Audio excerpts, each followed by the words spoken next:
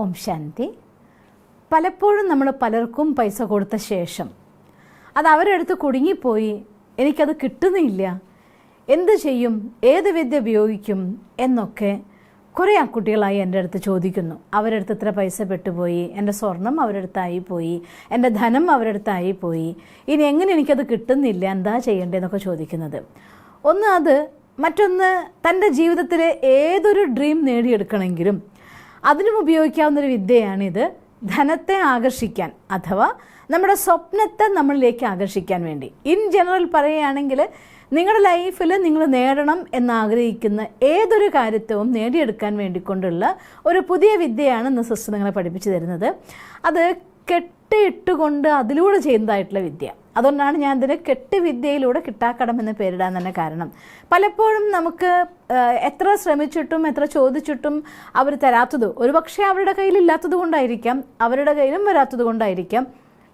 ഹോ പോനോ പോനോ വിദ്യ പറയുമ്പോൾ സിസ്റ്റർ പറഞ്ഞ് നിങ്ങൾ ഓർക്കുന്നുണ്ടായിരിക്കുമല്ലേ, ഒരാൾ പൈസ തരുന്നില്ല എങ്കിൽ അവരങ്ങനെയാണ്, ഇവരിങ്ങനെയാണ്, അവർ ചതിയനാണ്, ഈ രീതിയിലൊന്നും ഒരിക്കലും നിങ്ങൾ പറയരുത്. ബിക്കോസ് എപ്പോഴാണോ നിങ്ങൾ അവരെക്കുറിച്ച് അങ്ങനെ പറയുന്നത്, നിങ്ങളും അവരും തമ്മിലുള്ള അക്കൗണ്ട് അത് വളരെ സ്ട്രോങ് ആയിക്കൊണ്ടേയിരിക്കുകയുള്ളൂ. സപ്പോസ് ഒരാൾ നിങ്ങളുടെ കയ്യിൽ നിന്ന് പൈസ വാങ്ങിച്ചു, അവരുടെ കയ്യിൽ നിന്ന് എന്തെങ്കിലും കാരണം കൊണ്ട് ആ പൈസ നഷ്ടമായി പോയിട്ട് അവർ തരാൻ വേണ്ടി ശ്രമിച്ചിട്ടും നിങ്ങൾക്ക് തരാൻ പറ്റാത്ത അവസ്ഥയിൽ അവർ കുരുങ്ങിയിരിക്കുകയാണെങ്കിൽ നിങ്ങൾ ഇത്തരം വാക്കുകളിലൂടെ അവരെ ശപിക്കുമ്പോൾ പഴിക്കുമ്പോൾ സ്വാഭാവികമായിക്കൊണ്ടും അവർക്ക് ആ പൈസ നിങ്ങൾക്ക് തരാൻ പറ്റാത്ത സാഹചര്യം ഉണ്ടായിക്കൊണ്ടേയിരിക്കുകയുള്ളൂ. അതുകൊണ്ടാണ് ഹോ പോനോ പോനോ മെത്തേഡിൽ അവരടുത്തും നിങ്ങൾ സോറി പറയാൻ അഥവാ നെഗറ്റീവായിരിക്കുന്ന അക്കൗണ്ട് എന്താണോ അത് ക്ലിയർ ആക്കാനുള്ള വിദ്യ സിസ്റ്റർ പറഞ്ഞു തന്നത്.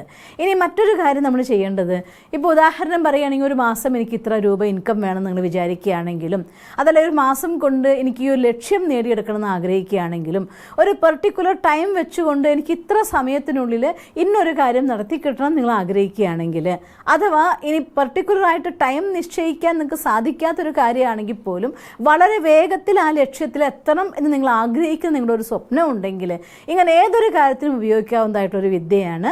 അതിന് ആ ഒരു വിദ്യേനെയാണ് ഞാൻ കെട്ടുവിദ്യ എന്ന് പറഞ്ഞത്. അതിന് ഉപയോഗിക്കാൻ വേണ്ടിക്കൊണ്ട് ആദ്യ ആവശ്യം നിങ്ങൾക്ക് ഇത്തരത്തിലുള്ളതായിട്ടുള്ളൊരു ചരടാണ്. ഒരു ചരടിന് ഈ ചുവന്ന നിറം എപ്പോഴും നമ്മുടെ ഡ്രീമിനെ വളരെ വേഗത്തിൽ ആകർഷിക്കുന്നതാണെന്ന് പറയുന്നതുകൊണ്ടാണ് ഞാനൊരു ചുവന്ന നൂലെടുത്തുള്ളത്. ചുവപ്പും മഞ്ഞയും കൂടുതലായിട്ടുള്ള നൂലുണ്ടായിരിക്കും. അതെന്തായാലും കറുപ്പും നീലയൊന്നും ആവേണ്ടതില്ല. ഒന്നുകിൽ പിങ്ക് ആവാം, അല്ലെങ്കിൽ റെഡ് ആവാം, അതല്ലെങ്കിൽ ഗ്രീൻ ആയാലും കുഴപ്പമില്ല. ഇങ്ങനെയുള്ള ഈ രീതിയിൽ കുറച്ച് കട്ടിയുള്ളതായിരിക്കുന്ന, നമ്മൾ സാധാരണ ഗതി ഞാൻ കണ്ടിട്ടുള്ളത് ആൺകുട്ടികളുടെയൊക്കെ കയ്യുമ്മേ ഇങ്ങനെ ചുവന്ന നൂലുകൊണ്ട് ഇങ്ങനെ രാഖി കെട്ടുമ്പോലെയൊക്കെ കെട്ടി കാണാറുണ്ട്. അപ്പോൾ അതുകൊണ്ട് ഇതാണെങ്കിൽ നിങ്ങൾക്ക് വളരെ എളുപ്പത്തിൽ അടുത്ത സ്റ്റെപ്പ് ചെയ്യാൻ സാധിക്കുന്നുള്ളത് കൊണ്ട് ചുവപ്പും മഞ്ഞയും നൂലാണ് ഇതിന് ഏറ്റവും സ്യൂട്ടായിട്ട് പലരും ഉപയോഗിക്കുന്നത് കണ്ടത്. അതുകൊണ്ട് ഞാൻ ഇന്നൊരു സ്യൂട്ടായിട്ട് അതിനോട് എത്തിക്കുകയാണ്. ചെയ്യേണ്ടത് ഇത്ര മാത്രമാണ്, എന്താണോ നമ്മുടെ ഡ്രീം ആ ഡ്രീമിനെ ആദ്യം നമ്മൾ ഉറപ്പിക്കണം. അത് പറയുമ്പോൾ ഞാൻ വീണ്ടും ഒരിക്കൽ കൂടെ പറയുകയാണ്, പല ലക്ഷ്യങ്ങൾ നടത്താൻ വേണ്ടി പല ചരടുകൾ റെഡിയാക്കി വെക്കാൻ പറ്റുമോ എന്ന് ഒരു പക്ഷേ അടുത്ത ചോദ്യം എനിക്ക് വരാൻ സാധ്യതയുണ്ട്. അതുകൊണ്ട് അങ്ങനെ ചെയ്യരുത്. വീണ്ടും ഒരിക്കൽ കൂടെ പറയട്ടെ, ആദ്യം ഒരു സ്വപ്നത്തിൽ വേണ്ടി പൂർണ്ണമായ ഏകാഗ്രതയോടുകൂടെ ചെയ്യാം. ഒരു കാര്യം നടത്തിയെടുക്കാൻ വേണ്ടിക്കൊണ്ട് അതിന് പൂർണ്ണ ശ്രദ്ധയോടെ ചെയ്യുക. ഞാനിപ്പം മെയിനായിട്ട് ഉദ്ദേശിക്കുന്നത്, എനിക്ക് പൈസ തരാനുള്ള ആളുകൾ ഞാൻ കൊടുത്തേൽപ്പിച്ചു പോയിട്ട് അവരുടെ കയ്യിൽ നിന്ന് തിരിച്ച് കിട്ടാതിരിക്കുന്ന ഏതെങ്കിലും പൈസ ഉണ്ടെങ്കിൽ ആ ലക്ഷ്യത്തെ വെച്ചുകൊണ്ട് ഒരു മോഡലായിട്ട് നിങ്ങൾക്ക് പറയണമെന്നേ ഉള്ളൂ. തീർച്ചയായിട്ടും ഇത് നിങ്ങൾ ഏത് കാര്യത്തിൽ ഉപയോഗിക്കാം. പക്ഷേ ഇങ്ങനെ കുറേ സങ്കടം പറഞ്ഞവർക്ക് പല ടെക്നിക്കും പലതിനും വേണ്ടി ഞാൻ നിങ്ങൾക്ക് പറഞ്ഞു തന്നിട്ടുണ്ടല്ലോ. അതുകൊണ്ട് ഈ ഒരു ടെക്നിക്ക് ഈ കാര്യത്തിന് വേണ്ടി ഉപയോഗിക്കുക. ആദ്യം നമുക്ക് ആരുടെ കയ്യിൽ നിന്നുള്ള പൈസയാണ് ഫസ്റ്റ് കിട്ടേണ്ടത് എന്ന് സങ്കല്പിക്കുക. അത് കഴിഞ്ഞ ശേഷം അഥവാ ഈ ഒരു മാസം എനിക്ക് ഇത്ര രൂപ എൻ്റെ ഇൻകം, ഇത്ര സമയം കൊണ്ട് എനിക്ക് ഇത്ര രൂപ ഇൻകം കിട്ടണം എന്ന് നിങ്ങൾ നിശ്ചയിച്ചിട്ടുണ്ടെങ്കിൽ ആ സമയത്തിന് വേണ്ടി ആ ഒരു ഡ്രീം, ഇതിലേതെങ്കിലും ഒരു ഡ്രീമിനെ നിങ്ങളുടെ ലക്ഷ്യത്തെ ആദ്യം നിശ്ചയിക്കണം. ഇന്ന കാര്യത്തിന് വേണ്ടിയാണ് ഇത് ഉപയോഗിക്കാൻ ഞാൻ പോകുന്നത് എന്ന്. ടോട്ടലായിട്ട് ഞാൻ കുറച്ച് നീളമുള്ള ചരടെടുക്കാൻ കാരണം 7 കെട്ട് ഇതിനുള്ളിൽ എനിക്ക് ഇടാനായിട്ട് സാധിക്കണം. അപ്പോൾ ഇത്ര തന്നെ നീളം വേണമെന്നൊന്നുമില്ല. നിങ്ങൾക്ക് 7 കെട്ടിടാൻ പറ്റുന്ന രീതിയിലൊരു നീളം, ഇത്ര നീളം വേണോ, 1/2 മീറ്റർ വേണോ, 1 മീറ്റർ വേണോ, അങ്ങനെ യാതൊരു രീതിയിലും നിബന്ധനകൾ ഇല്ല. നിങ്ങൾ എടുക്കുന്ന കയറിനുള്ളിൽ വേറെ കെട്ടൊന്നും ഉണ്ടാകരുത്. ഇതുപോലെ പ്ലെയിൻ ആയിരിക്കുന്ന ചരടായിരിക്കണം. പിന്നെ മാത്രമല്ല അതിനുള്ള 7 കെട്ടിട്ടുണ്ടായിരിക്കണം. അതിന് നമുക്ക് വേണമെങ്കിൽ നമ്മുടെ കയ്യുമ കെട്ടാനോ അല്ലെങ്കിൽ പല ഏതെങ്കിലും കാര്യം നമുക്ക് എക്സ്പ്ലെയിൻ ചെയ്യാം ആ കൂട്ടത്തിൽ വരുമ്പോൾ. ആ രീതിയിലുള്ള ഒരു നീളത്തിലുള്ള ഇങ്ങനൊരു ചരട് നിങ്ങളുടെ കയ്യിൽ ആദ്യം എടുത്തേക്കണം. ഇതാണ് ഇതിൻ്റെ ഫസ്റ്റ് സ്റ്റെപ്പ്. അത് കഴിഞ്ഞ ശേഷം കുറച്ച് ഏകാന്തമായിരിക്കുന്ന സ്ഥലത്തിരിക്കുക. സാധിക്കുമെങ്കിൽ ഏതൊരു മാനിഫെസ്റ്റേഷൻ മെത്തേഡ് നടത്തുന്നതിനേക്കാൾ മുന്നും ആദ്യം നമ്മൾ ചെയ്യേണ്ടത് കുറച്ച് സമയം ഒരു കാര്യം ചെയ്യുന്നതിൻ്റെ ഇടയിൽ കൂടെ പലരും എന്നോട് ചോദിക്കാറുണ്ട് 50/5 മെത്തേഡ് നമ്മൾ ചെയ്യുന്ന സമയത്ത് ഒരു 20 തവണ എഴുതി കഴിയുമ്പോഴത്തേക്കും ഒരു അത്യാവശ്യമായിട്ട് സ്ഥലത്ത് എനിക്ക് പോകേണ്ടി വന്നു, പിന്നെ വന്നത് കണ്ടിന്യൂ ചെയ്താൽ അത് 55 കൂട്ടാൻ പറ്റുമോ? പറ്റില്ല കേട്ടോ. 1 to 55 എന്നുള്ളത് ഒരു പ്രത്യേക ലക്ഷ്യത്തോടു കൂടി ഇത് ചെയ്യുമ്പോൾ നമ്മളുടെ അടുത്ത് നമ്മൾ എഴുതിക്കൊണ്ടിരിക്കുമ്പോൾ ഒരു കുട്ടി വന്ന് ചോദിക്കുക, നമ്മുടെ മോനോ മോളോ ആരെങ്കിലും അടുത്ത് വന്നിട്ട് അമ്മ ഞാനൊന്ന് എടുത്തോട്ടെ എന്ന് പറയുമ്പോൾ ഏത് അതെടുത്തോ എന്ന് പറഞ്ഞുകൊണ്ട് എഴുതരുത്. കാരണം ഇതൊരു കർമ്മം മാത്രമല്ല, നമ്മുടെ മനസ്സും ബുദ്ധിയും നമ്മുടെ ഫീലിങ്സും ബോധമനസ്സും ഉപബോധ മനസ്സും എല്ലാം ഉൾക്കൊണ്ടുകൊണ്ട്, അതായത് 100% പ്രസൻസോട് കൂടിക്കൊണ്ട് നിങ്ങൾ ആ അനുഭൂതിയിൽ ഇരുന്നു കൊണ്ട് ഏതൊരു ഡ്രീമാണോ നിങ്ങൾക്ക് വേണ്ടത് അതിൽ ജീവിച്ചുകൊണ്ട് ചെയ്യേണ്ടതായിട്ടൊരു പ്രക്രിയയാണ് മാനിഫെസ്റ്റേഷൻ എന്ന് പറയുന്നത്. ഇതുപോലുള്ള ഒരുപാട് വീഡിയോസിൽ സിസ്റ്റർ നിങ്ങൾക്കത് പറഞ്ഞു തന്നിട്ടുണ്ട്, അത് ഓർക്കുന്നു വിചാരിക്കട്ടെ. ഈ കാര്യം ചെയ്യാനിരിക്കുമ്പോഴും എന്താ ചെയ്യുന്നത്, ഇതെന്താ കെട്ടിക്കൊണ്ടിരിക്കുന്നത് എന്ന് വേറൊരാൾ ചോദിക്കാൻ ഇടവരുത്തരുത്. ഇങ്ങനെയുള്ള എന്തെങ്കിലും കാര്യം ചെയ്യുമ്പോൾ ഒരു മുറിയിലുള്ളിൽ സെപ്പറേറ്റ് ആയിട്ടിരിക്കുക. ആ കാര്യം ചെയ്യാൻ വേണ്ടിക്കൊണ്ട് അങ്ങനെ നിങ്ങൾക്കിരിക്കാൻ പറ്റുന്ന സമയം ഏതാണെങ്കിലും, അത് ഏർലി മോർണിംഗ് ആണെങ്കിലും നല്ലത്, രാത്രിയാണെങ്കിലും നല്ലത്. ഈ ഒരു ക്രിയ ചെയ്യാൻ വേണ്ടിക്കൊണ്ട് രാത്രി തന്നെ വേണമെന്നില്ല, ഏർലി മോർണിംഗ് തന്നെ വേണമെന്നില്ല, ഉറങ്ങാൻ പോകുമ്പോൾ തന്നെ വേണമെന്നില്ല. ഏത് സമയത്താണെങ്കിലും ഒറ്റയ്ക്കിരുന്നു കൊണ്ട് ചെയ്യാൻ സാധിക്കുന്ന രീതിയിലുള്ള ഒരു സമയത്തെ വേണം നമ്മൾ തിരഞ്ഞെടുക്കാനായിട്ട്. ഇൻ ബിറ്റ്വീനിൽ നിങ്ങളെ ഫോൺ വിളിക്കരുത്, അല്ലെങ്കിൽ നിങ്ങളെ വിളിച്ച് തട്ടി വിളിക്കരുത്, ഒരു കാര്യത്തിന് എഴുന്നേറ്റ് പോകരുത്. ഒരു 5-10 മിനിറ്റ് സമയം, അറ്റ്ലീസ്റ്റ് 5 മിനിറ്റ് സമയം മനസ്സിനെ ആദ്യം ഏകാഗ്രമാക്കിക്കൊണ്ട് നമ്മൾ മെഡിറ്റേഷൻ ചെയ്യുക. നിങ്ങൾക്ക് മെഡിറ്റേഷൻ ഒന്നും അറിയില്ല എന്നുണ്ടെങ്കിൽ ഞാൻ ഭഗവാൻ എൻ്റെ സമീപത്തേക്ക് വിളിക്കുകയാണ്, എൻ്റെ സങ്കല്പം കൊണ്ട് എൻ്റെ ഈശ്വര എൻ്റെ അടുത്തേക്ക് വരൂ, എന്നിൽ ഊർജ്ജം നിറയ്ക്കൂ. ഇവിടെ ഞാൻ ഇരിക്കുന്ന ഈ മുറി മുഴുവൻ പോസിറ്റീവ് എനർജി നിറഞ്ഞിരിക്കുന്നു. ആ ഈശ്വരൻ്റെ പ്രകാശം കൊണ്ട് ഇവിടെയുള്ളതായിരിക്കുന്ന എല്ലാവിധ വൈബ്രേഷൻസും മാറി ഇവിടെ 100% പോസിറ്റീവ് എനർജി മാത്രമായിരിക്കുന്നു. ഈശ്വരൻ്റെ പ്രകാശം അവിടെ നിറഞ്ഞിരിക്കുകയാണ്. ഇങ്ങനെയൊക്കെ സങ്കല്പിച്ചെങ്കിലും ഒരു 5 മിനിറ്റ് സമയം മനസ്സിനെ ശാന്തമാക്കി, ഇപ്പം എൻ്റെ മനസ്സിൽ ആ ഡ്രീം മാത്രമേ ഉള്ളൂ, ആ കാര്യം എന്താണോ നിങ്ങൾ ആഗ്രഹിക്കുന്നതിൽ ജീവിക്കാൻ തുടങ്ങുക. ആ കൊടുത്ത പൈസ അയാൾ കൊണ്ടുതരുന്നതായിട്ട്, അയാൾ നിങ്ങളുടെ അടുത്ത് വളരെയധികം താങ്ക്സ് പറയുന്നതായിട്ട്, എനിക്ക് എന്നെ സഹായിച്ചതിന് ഒത്തിരി നന്ദി, എന്നാലും കുറച്ച് വൈകിയാലും നിങ്ങൾക്ക് തരാൻ വേണ്ടി ഞാൻ കുറേ പരിശ്രമിച്ചു, എന്നാലും ഇപ്പോൾ തരാൻ പറ്റിയല്ലോ എന്നുള്ള സന്തോഷത്തോടു കൂടി നിങ്ങൾക്ക് തരുന്നതായിട്ട് കണ്ടുകൊണ്ട്, ഇങ്ങനെ എല്ലാ കാര്യങ്ങളും നമ്മൾ കറക്റ്റായിട്ട് വിഷ്വൽ ചെയ്തുകൊണ്ട് ആനന്ദിച്ചുകൊണ്ട് വേണം നിങ്ങളൊരു 5 മിനിറ്റ് സമയം അല്ലെങ്കിൽ 10 മിനിറ്റ് സമയം, അത് 5, 10, 15 മിനിറ്റ് സാധിക്കുമെങ്കിൽ അത്രയും നല്ലതാണ്. ഇങ്ങനെ ഒരു കാര്യത്തിന് സമയത്ത് 1 മിനിറ്റിൻ്റെ മെൻ്റൽ മൂവി എന്ന് പറഞ്ഞത് ഇവിടേക്ക് അപ്ലൈ ചെയ്യേണ്ട കാര്യമില്ല. ഇവിടെ നിങ്ങൾക്ക് എത്ര സമയം കൂടുതൽ അതിൽ ജീവിക്കാൻ പറ്റുമോ അത്ര നല്ലതാണ്. അത് കഴിഞ്ഞ ശേഷം നിങ്ങൾ കൊണ്ടുവച്ചതായിരിക്കുന്ന ഈ ഒരു നൂലിനെ കയ്യിലെടുക്കണം.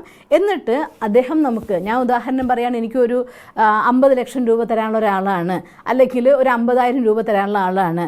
അപ്പോൾ ആ 50,000 രൂപ എനിക്ക് തന്നു, 50,000 രൂപ എൻ്റെ കയ്യിൽ കിട്ടി എന്ന് പറഞ്ഞുകൊണ്ട് ഈ രീതിയിൽ ഇതിനെ കെട്ടിട്ട്, ആ കിട്ടി എൻ്റെ 50,000 രൂപ കിട്ടിയെന്ന് താങ്ക് യു എന്ന് പറഞ്ഞുകൊണ്ട് ഈ കെട്ടിനിങ്ങനെ ഫുള്ളാക്കുക.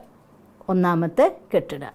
അത് കഴിഞ്ഞ ശേഷം വീണ്ടും ഒരിക്കൽ കൂടെ മനസ്സിൽ സന്തോഷിച്ചുകൊണ്ട് എനിക്ക് എൻ്റെ കിട്ടാനുള്ള പൈസ അവർ സന്തോഷത്തോടെ കൊണ്ട് തന്നു, സമാധാനമായി, ഭഗവാനെ താങ്ക് യു പറഞ്ഞുകൊണ്ട് രണ്ടാമത്തെ കെട്ടിടുക.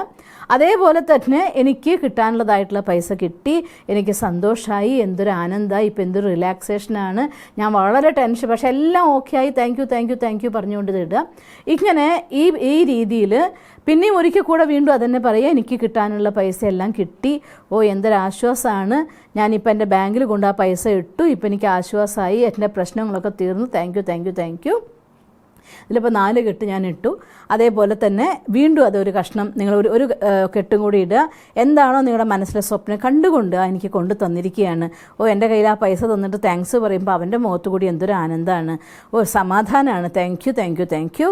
അടുത്ത കെട്ട് അതേപോലെ തന്നെ എനിക്ക് എന്തൊരു ആശ്വാസമായി പോയി, ഞാൻ എത്ര വിഷമിച്ചു പോയതായിരുന്നു, എല്ലാ കാര്യങ്ങളും കിട്ടിയല്ലോ, എൻ്റെ ഈശ്വര നീ എപ്പോഴും എൻ്റെ കൂടെയുണ്ട്, എൻ്റെ ഡ്രീം നടത്തി തന്നു, താങ്ക് യു. അതേപോലെ തന്നെ എനിക്ക് ഒരിക്കൽ കൂടെ എന്തൊരു ആശ്വാസം തരുന്ന ദിവസമായി മാറി ഇന്ന് ഇത്. എല്ലാ രീതിയിലും ഞാൻ എൻ്റെ എല്ലാ വിഷമങ്ങളെയും അതിജീവിച്ചു, ഈ കാര്യം ഞാൻ നേടിയെടുത്തല്ലോ എന്ന് പറഞ്ഞുകൊണ്ട് അടുത്ത കെട്ട് നിങ്ങൾ ഇട്ടിരിക്കുന്നു. ഇതുപോലെ 7 കെട്ട് കണ്ടോ. ഇങ്ങനെ 7 കെട്ട് നിങ്ങൾ ഇട്ടിരിക്കണം. ഈ 7 കെട്ടിട്ട സാധനത്തിന് ഈ നൂലിന് എക്സ്ട്രാ നൂലുണ്ടെങ്കിൽ അത് കഴിഞ്ഞ് മുറിച്ച് മാറ്റാം കേട്ടോ. അതുകൊണ്ട് കുഴപ്പമൊന്നുമില്ല. ഇതിനെ മുറിച്ച് മാറ്റി നിങ്ങളെ മുറിച്ച് മാറ്റും മുന്നൊരു കാര്യം ചെയ്യേണ്ടത്, ഈ കെട്ടിട്ട സാധനത്തിന് എവിടെയെങ്കിലും കൊണ്ട് വെക്കുകയല്ല. ഈ 7 കെട്ടുള്ള സാധനം ഇനിയിപ്പോൾ വേണമെങ്കിൽ നിങ്ങൾക്ക് കുറച്ചും കൂടി ഈസി ആയിട്ട് ഇവിടെ നിന്ന് തൊട്ട് കെട്ടാൻ തുടങ്ങിയാലും കുഴപ്പമൊന്നുമില്ല. കെട്ടാൻ കംഫർട്ടായിട്ട രീതിയിൽ എങ്ങനെ വേണമെങ്കിൽ ചെയ്യാം. പക്ഷേ ഇത് ഇൻ ബിറ്റ്വീനിൽ വേറെ കെട്ടുകളൊന്നും ഇല്ലാത്ത 7 കെട്ട്. പക്ഷേ ഓരോ പ്രാവശ്യം കെട്ടുന്ന സമയത്തും സിസ്റ്റർ ചെയ്ത് കാണിച്ച പോലെ എനിക്ക് ഈ കാര്യം നടത്തി തന്നതിന് താങ്ക് യു പറയുക, കിട്ടിയതിന് താങ്ക് യു പറയുക, അവരുടെ സന്തോഷം കണ്ടുകൊണ്ട് താങ്ക് യു പറയുക. മീൻസ് അത്ര സമയം ഓരോ കെട്ട് കെട്ടുമ്പോഴും ആ കാര്യത്തിൽ അഗെയിൻ ജീവിച്ചുകൊണ്ട് താങ്ക് യു പറഞ്ഞുകൊണ്ടാണ് ചെയ്യേണ്ടത്.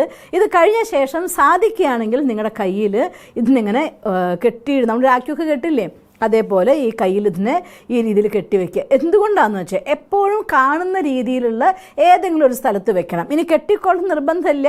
നിങ്ങൾ ഈ പീസിനെ എടുത്തുകൊണ്ട് നിങ്ങളുടെ ബെഡ്റൂമിൽ മേശപ്പുറത്തോ അല്ലെങ്കിൽ ഏതെങ്കിലും കമ്പ്യൂട്ടർ വർക്ക് ചെയ്യുന്നവരാണെങ്കിൽ കമ്പ്യൂട്ടറിൻ്റെ അടുത്തോ അതല്ലെങ്കിൽ നിങ്ങൾക്ക് എപ്പോഴും കാണുന്ന രീതിയിൽ ഏതെങ്കിലും ഒരു സ്ഥലത്തോ കണ്ടെത്തിക്കൊണ്ട് നിങ്ങൾ ഈ സാധനത്തിന് അവിടെ എപ്പോഴും വെക്കണം. ഇനി എപ്പോഴൊക്കെ ഇത് കാണുന്നുണ്ടോ അപ്പോഴൊക്കെ എന്ത് ചെയ്യണം, ആ നിങ്ങളുടെ കയ്യുമ്മ കെട്ടിയിരിക്കുകയാണെങ്കിൽ എപ്പോഴെങ്കിലുമൊക്കെ കയ്യുമ്മ തടയുമ്പോൾ കയ്യുമ്മ വരുമല്ലോ, തൊടുന്ന സമയത്ത് കാണുന്ന സമയത്ത് അതിനെ കൈവച്ചുകൊണ്ട് എനിക്ക് ഈ കാര്യം നടന്നു കിട്ടിയതിന് താങ്ക് യു. അങ്ങനെ ഒരു ദിവസം എത്ര പ്രാവശ്യം കാണുമോ അത്ര പ്രാവശ്യമൊക്കെ ആ കെട്ട് കയ്യുമ്മ തൊടുമ്പോഴൊക്കെ താങ്ക് യു പറയുക. നിങ്ങൾ മേശപ്പുറത്ത് വെച്ചിരിക്കുകയാണെങ്കിൽ അതിനെ കാണുമ്പോൾ അതുകൊണ്ട് ഏറ്റവും കൂടുതൽ തവണ ആവർത്തിച്ച് കാണുന്ന രീതിയിലുള്ള സ്ഥലം എവിടെയാണോ അവിടെയാണ് വെക്കേണ്ടത്. അതുകൊണ്ടാണ് പറഞ്ഞത്, കഴിയുമെങ്കിൽ നിങ്ങൾക്ക് ഇങ്ങനെ ഒരു ചരട് കയ്യമ്മ കെട്ടുന്നത് കൊണ്ട് പ്രയാസമൊന്നും ഇല്ല എന്നുണ്ടെങ്കിൽ അത് കയ്യമ്മ നിങ്ങൾ കെട്ടുന്നത് നല്ലതാണ്. ഇനിയിപ്പോൾ അധികം ആൾക്കാർ ചോദിക്കുകയാണെങ്കിൽ ഒരു ഭംഗിക്ക് കെട്ടിയിരിക്കുകയാണെന്നോ ഒരു ഫാഷന് വേണ്ടി കെട്ടിയിരിക്കുകയാണെന്നോ പറഞ്ഞുകൊണ്ട് 4-5 എക്സ്ട്രാ അതിന് മേലെ ചുറ്റിട്ടുകൊണ്ട് കെട്ടുന്നത് കണ്ടിട്ടില്ലേ, അങ്ങനെ ഭംഗിയായിട്ട് കെട്ടി വെച്ചോളൂ. എന്നാലും വിരോധമില്ല. നല്ല ഭംഗിയുള്ളതായിരിക്കുന്ന ചരട് വാങ്ങി ഭംഗിയായിട്ട് കയ്യമ്മ കെട്ടിവെച്ചാൽ അതും ഒരു സ്റ്റൈൽ അത്രയേ ഉള്ളൂ എന്ന് പറഞ്ഞാൽ മതി. പക്ഷേ എപ്പോഴൊക്കെ കൈ അതുമ്പോൾ തൊടുന്നുണ്ടോ അപ്പോഴൊക്കെ നിങ്ങൾ ഇത്തരത്തിൽ ആ കാര്യം നടത്തി കിട്ടിയതിന് താങ്ക് യു പറയണം. എന്തുകൊണ്ടാണ് കാര്യം വേറൊരാളോട് പറയണ്ടെന്ന് പറയുന്നതെന്ന് വെച്ചാൽ, നിങ്ങൾ ഈ കയ്യമ്മ അത് കണ്ടിട്ട് ഒരാൾ ചോദിക്കുന്നത് എന്താ കയ്യമ്മ കാണുന്നത് ചോദിക്കുമ്പോൾ ഞാൻ ഇങ്ങനൊരു കാര്യം നടക്കാൻ വേണ്ടി കെട്ടിയതാന്ന് പറഞ്ഞാൽ പിന്നെ ഇതുകൊണ്ടൊക്കെയല്ലേ നടക്കുന്നത് എന്നൊരു 100 നെഗറ്റീവ് പറയാനുണ്ടാവും. അവരുടെ സങ്കല്പം നിങ്ങളുടെ നടക്കാൻ പോകുന്ന കാര്യത്തിന് ഒരു ബ്ലോക്ക് ആവാതിരിക്കാൻ വേണ്ടി കൊണ്ടാണ് ആരോടും ഇക്കാര്യം എന്തുകൊണ്ട് കെട്ടിയെന്ന് പറയണ്ട. പക്ഷേ തൊടുമ്പോഴൊക്കെ തന്നെ നിങ്ങൾ താങ്ക് യു എന്ന് പറഞ്ഞുകൊണ്ടിരിക്കുക ആ കാര്യം നടത്തി തന്നതിന്. എത്ര കൂടുതൽ തവണ ആ കാര്യം നടത്തി തന്നതിൻ്റെ പേരിൽ താങ്ക്സ് പറയാൻ നമുക്ക് പറ്റുന്നുണ്ടോ അത്രയും വേഗത്തിൽ ആ കാര്യം നമുക്ക് നടന്നു കിട്ടും. നിങ്ങളുടെ കിട്ടാതെ പോയ പൈസ വളരെ വേഗം കൊണ്ടുതരാനുള്ള സാഹചര്യം തരണ്ട ആൾക്കും വന്നു ഭവിക്കും. അവർക്കും മംഗളാവും നമുക്കും മംഗളാവും, അവർക്കും സന്തോഷമാവും നമുക്കും സന്തോഷമാവും. നമ്മുടെ മനസ്സിൽ ആ ഒരു സമാധാനം കിട്ടും. ഒരു ജോലിക്ക് വേണ്ടിയാണെങ്കിലും ഈ രീതിയിൽ ചെയ്യണം. അപ്പം എന്ത് സങ്കല്പിക്കണം എന്ന് വെച്ചാൽ, ഏത് ജോബിൽ ഏത് പോസ്റ്റ് ഒരു ജോലി എന്ന് പറയരുത്. അതൊരിക്കലും വളരെ വേഗത്തിൽ നടക്കാത്തൊരു കാര്യമാണ്.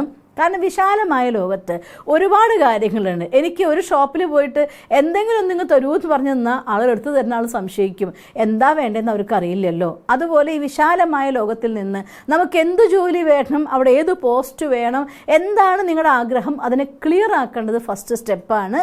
അത് കഴിഞ്ഞ ശേഷം ആ ജോലിയിൽ ആ സ്ഥലത്തിരിക്കുന്നതിനെ ആസ്വദിച്ചുകൊണ്ട് ആദ്യത്തെ 10 മിനിറ്റ്സ് മെഡിറ്റേഷൻ ചെയ്യുക, അതിൽ ജീവിക്കുക. അത് കഴിഞ്ഞാൽ ഈ രീതിയിൽ ആ സ്ഥലത്തിരിക്കുന്നത് കണ്ടുകൊണ്ട് ഞാൻ വളരെ ഹാപ്പിയാണ് എനിക്ക് ഈ ജോലി കിട്ടിയിരുന്നുണ്ട് ആദ്യത്തെ, രണ്ടാമത്തെ ഇങ്ങനെ വേണം ചെയ്യാൻ. അഥവാ ഒരു റിലേഷൻഷിപ്പ് മോശമായിരിക്കുന്നത് നന്നാക്കാനാണ് നിങ്ങൾ ഉദ്ദേശിക്കുന്നതെങ്കിൽ അവരും ഒന്നിച്ച് നടന്നതായിരിക്കുന്ന ഏറ്റവും നല്ല മൊമെന്റ്സിനെ ഓർമ്മിക്കുക, ആനന്ദിക്കുക. ഒരിക്കൽ കൂടി ജീവിതത്തിൽ അതൊക്കെ സംഭവിക്കുന്നതായിട്ട് മനസ്സിൽ കാണുക. എന്നിട്ട് വീണ്ടും ആ നല്ല റിലേഷൻ ഉണ്ടായതിന് ഇപ്പം എന്തൊരു സ്നേഹമാണ് എന്നോട് താങ്ക് യു, എന്തൊരു സ്നേഹമാണ് എന്നോട് താങ്ക് യു.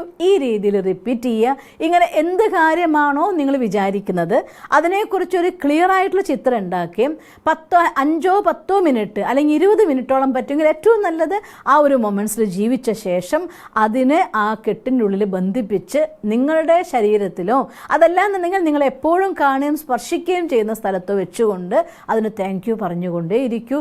എങ്കിൽ നിങ്ങളുടെ ആ ഡ്രീം വളരെ വേഗത്തിൽ നിങ്ങൾക്ക് നടന്നു കിട്ടും. അങ്ങനെ നിങ്ങളുടെ സ്വപ്നങ്ങൾ നേടിയെടുക്കാൻ, നഷ്ടപ്പെട്ടു പോയ പൈസ തിരിച്ചു പിടിക്കാൻ, അഥവാ നിങ്ങൾ ആഗ്രഹിക്കുന്ന വലിയ എമൗണ്ട് നിങ്ങൾക്ക് നേടിയെടുക്കാൻ എല്ലാം സാധിക്കട്ടെ എന്ന് സർവശക്തനായ ഭഗവാനോട് പ്രാർത്ഥിക്കുന്നു. ഓം ശാന്തി.